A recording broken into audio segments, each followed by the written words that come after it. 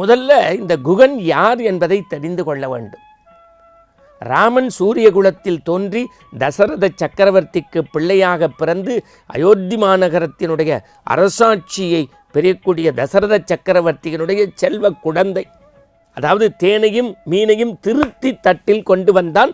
ராமன் அதை வாங்கி கொண்டான். பல பேர் ராமன் வெஜிடேரியன் நான் வெஜிடேரியன் என்கின்ற விவாதத்தை எல்லாம் சில ஆன்மீகம் படித்தவர்களே சொல்லிக் கொண்டிருக்கிறார்கள்.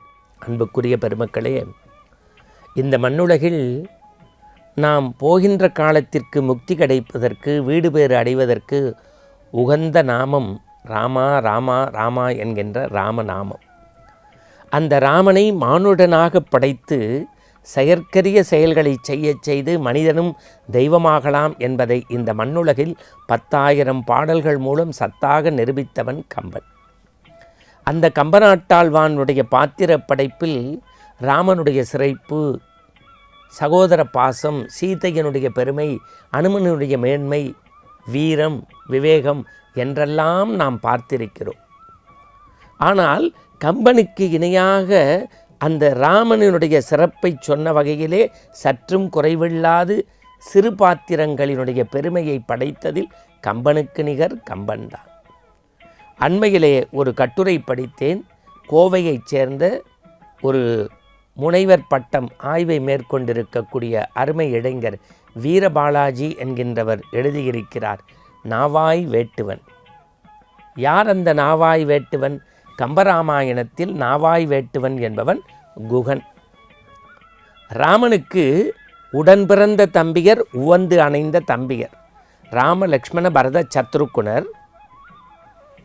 குகன், சுக்ரீவன், வீடனன் இவர்கள் வந்து அன்பால் அணைந்தவர்கள். ஒரு பாடல் உண்டு. ராமன் அன்பின் மிகுதியாக குகனிடத்தில் தன்னுடைய அன்பை, நேசத்தை, பாசத்தை பரிமாறிக்கொள்கின்ற போது சொல்கின்றான், குகனுடும் ஐவரானோம், குன்று சொல்வான் மகனுடும் அறுவரானோம், அகனமர் காதலைய நின்னோடும் எடுவரானோம். இந்த பாட்டை அப்படியே வச்சுக்கோங்க. முதல்ல இந்த குகன் யார் என்பதை தெரிந்து கொள்ள வேண்டும். ராமன் சூரியகுலத்தில் தோன்றி தசரத சக்கரவர்த்திக்கு பிள்ளையாக பிறந்து அயோத்தி மாநகரத்தினுடைய அரசாட்சியை பெறக்கூடிய தசரத சக்கரவர்த்தியினுடைய செல்வ குழந்தை, அரசன் சக்கரவர்த்தி. ஆனால் அதற்கு சற்றும் குறைவில்லாத கங்கை நதியில் இருக்கக்கூடிய சிருங்கேரி பீடத்தினுடைய நாவாய் வேட்டுவ தலைவனவன். சாதாரண மனிதன் அல்ல, வேட்டுவ குலத்தினுடைய தலைவனவன். 1000 படகுகளுக்கு அதிபதி.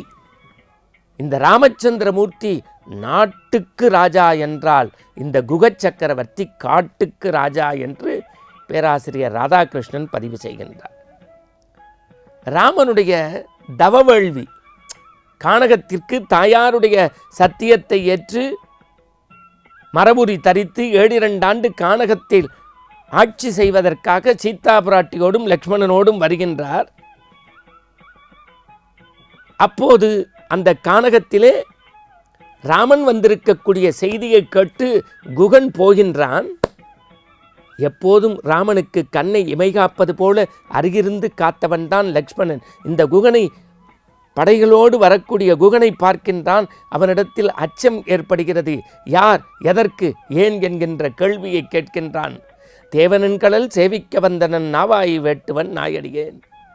ராமபிரானுடைய திருப்பாதத்தை சேவிக்க வந்த நாயடியேன் என்று தன்னை அறிமுகம் செய்து கொள்கின்றான் குகன். உங்களுக்கு தெரியும், கங்கை படலத்தில், அதுவும் அயோத்தியா காண்டத்து கங்கை படலத்தில் என்னுடைய நினைவு சரி என்று சொன்னால் 666வது பாடல் இருத்தி ஈண்டு என்று தொடங்கும். இருத்தி ஈண்டு என்று, அதாவது தேனையும் மீனையும் திருத்தி தட்டில் கொண்டு வந்தான்.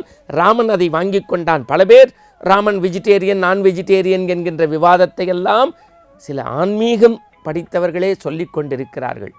ஒன்று சொல்வேன், பெரும்புலவர் ராதாகிருஷ்ணன் பதிவு செய்கின்றார்.